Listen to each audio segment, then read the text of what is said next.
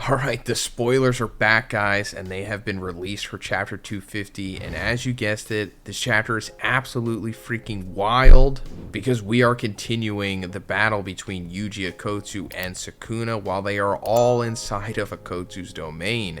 And let's just get right into it, because speaking of Akotsu's domain, we're getting an explanation on it, surprisingly. So the narrator says that Akotsu Yuta's domain, true and authentic love, allows Akotsu to select one curse technique that he has copied and can apply it as a sure hit to his domain. Techniques other than that are held randomly inside the katanas, inside the domain, and only Akotsu can use those abilities. Akotsu himself doesn't even know what curse technique is dwelling inside of the katana until he holds it, and the katana perishes when the curse technique is used once, but there is no limit to the number of katanas. So, wow, surprisingly, that's what we assumed it was, at least just going off of contextual clues in the previous chapter. However, we had no idea about the sure hit of the domain because that just wasn't explained and we didn't see it happen at all. But that's pretty interesting. So he can just choose whichever curse technique that he's copied to be the sure hit of the domain, which, wow, that's so versatile and it can be used in so many different ways, obviously. I guess the balancing act to this is that he doesn't know which curse technique is inside of the katana until he grabs it. However, there are infinite amount of katanas, but it will be, expired when he uses the katana. So that's what we knew for sure seeing in the previous chapter. So, obviously it just instantly kills anyone who doesn't have like simple domain or a way to fight against domains in general. But I guess you could say that about most domain expansions. As, we saw Sukuna in the previous chapter using Hollow Wicker Basket, which is his ability to defend himself against the short hit from Akotsu's domain. I wonder what he would have used against Sukuna, as his short hit. But maybe we'll see it in this chapter, possibly. Sukuna's cursed energy pool is currently the same as Yuta's and can't use the world cutting slash using dismantle when he's using Hollow Wicker Basket at the same time. So we're getting an update on Sukuna's cursed energy revival situation because, coming off of his battle against Gojo and everything else that's been going on, he's still been replenishing it. But it's saying that it's the same as Akotsu's. I think that means that he's at half of his capacity, right? Because it was explained during the Gojo and Sukuna fight, I guess by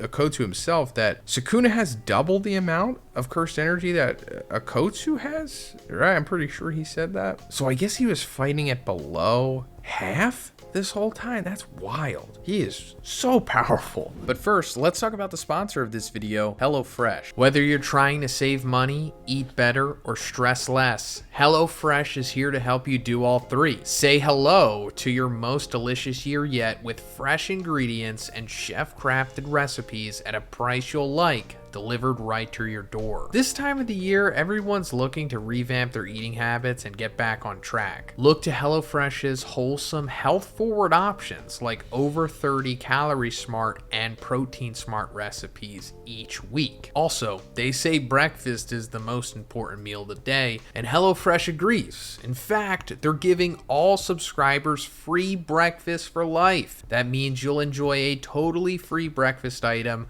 with every single HelloFresh delivery. I actually got breakfast with my latest HelloFresh box. I got the turkey sausage and cheese egg bites. Just pop them in the microwave for like 2.5 minutes and you've got this quick, delicious breakfast ready to go. Really enjoyed these. I also indulged a little bit and I got some dessert as well. I tried their cinnamon crumb cake muffin. It's ready to go and you could just enjoy this thing as it is. It's pretty incredible. But aside from that, I made the tortellini with sun-dried tomato chicken with spinach and garlic bread. And not only was it surprisingly fun, but it also tasted incredible. Like, they're not lying about restaurant quality. HelloFresh also helps me with the grind of YouTube. I don't have to worry about what I'm going to eat next or what I'm going to prepare or if I'm going to order something because it's all here for me. And it's also stress relief. So guys, go to HelloFresh.com or check the link in the description and make sure you use code ZHONINFREE for free breakfast for life. That's one breakfast item per box while your subscription is active.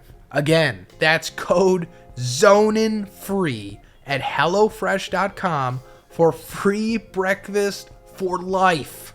Thanks, guys. And yeah, the world cutting slash that he learned from Maharaga after he had adapted to Gojo's Infinity. The dismantle that cuts at a molecular level. He cannot use it while he's using the hollow wicker basket, which is, like I said, the technique that he's using to defend himself from the sure hit of Akotsu's domain, which is, you know, the balancing act that Sukuna is playing for himself right here. So I like how Gege is putting all of this together, but you know, hopefully he's able to maintain this because, man, the stakes are so high. Anybody could just die at any second, especially when you have world-cutting slashes now almost being in the mix. Sukuna realizes that every time he receives an attack from Yuji, his cursed energy output drops and his control over Megumi's body dulls.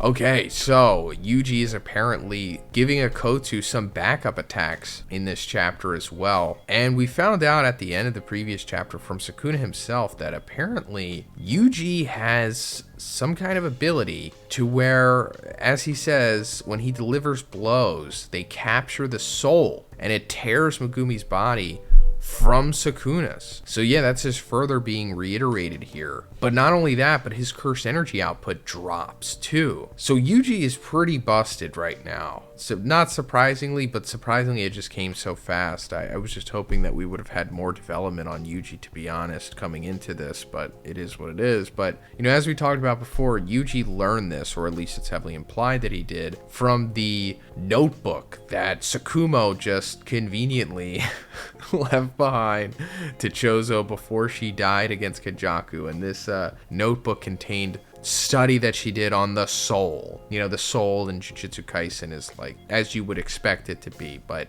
it's also like the prime essence of a person, I suppose. You know, we saw this with Mahito during his time in the series. And not only can Yuji just use this to pull Sukuna from Megumi's body, but it's also like dropping his cursed energy output. It doesn't say like his cursed energy overall, but just his ability to use it. Alongside Yuji's quick learning reverse curse technique, Yuta's domain is limiting sure hit effect only on Sukuna. Sukuna wonders if Yuta was able to do it from the beginning, but applauds him for using his high level barrier technique. So yeah, this is pretty cool.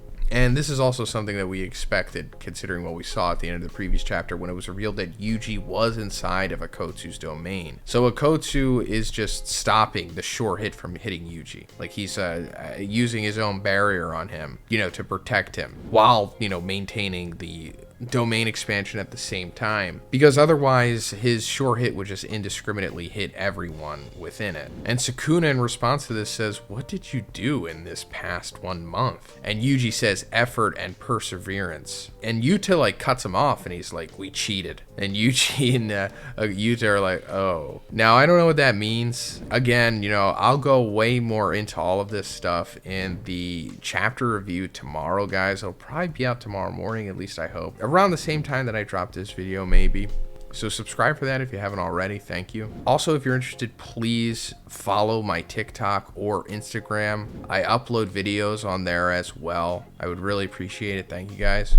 But Sukuna's saying, you know, what did you do in this past month? You know, referring to Yuji learning reverse curse techniques suddenly, developing the soul manipulation stuff, Akotsu now being the master of his domain expansion, being able to not hit Yuji within it. It's like, yeah, a lot happened in 1 month, and it is unfortunate that we didn't get to see everything that happened, but apparently they did something special. I mean, I don't know if they had some kind of hyperbolic time chamber in Jujutsu High or something, maybe some kind of special barrier or pocket dimension or side dimension that Tengen had, or somebody's curse technique or something, or some special room. I don't know, but maybe we'll find out. Maybe Gege will let us know. Sukuna also wonders if Yuji copied Gojo's Infinity, but pushes that thought away because it can only be controlled by someone with the help of the Six Eyes. Gojo being mentioned here, and that would have been pretty wild if Akotsu did copy Gojo's Infinity, but considering that it's being put out here, it's very possible that something is going to happen with Gojo's curse technique, or,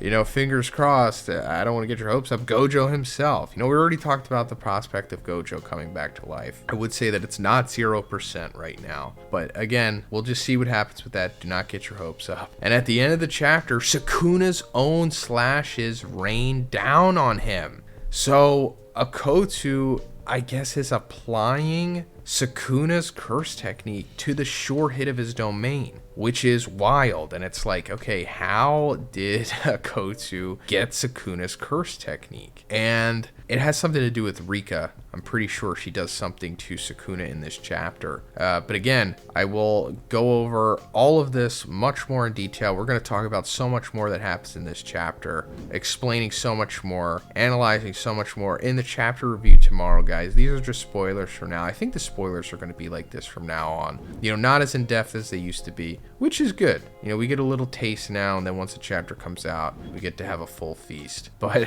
that's pretty much it for this one, guys. Let me know what you think about all this stuff in the comments, and if you liked the video, please give it a like, and please subscribe if you haven't already. Have a great day. I'll see you in the next one.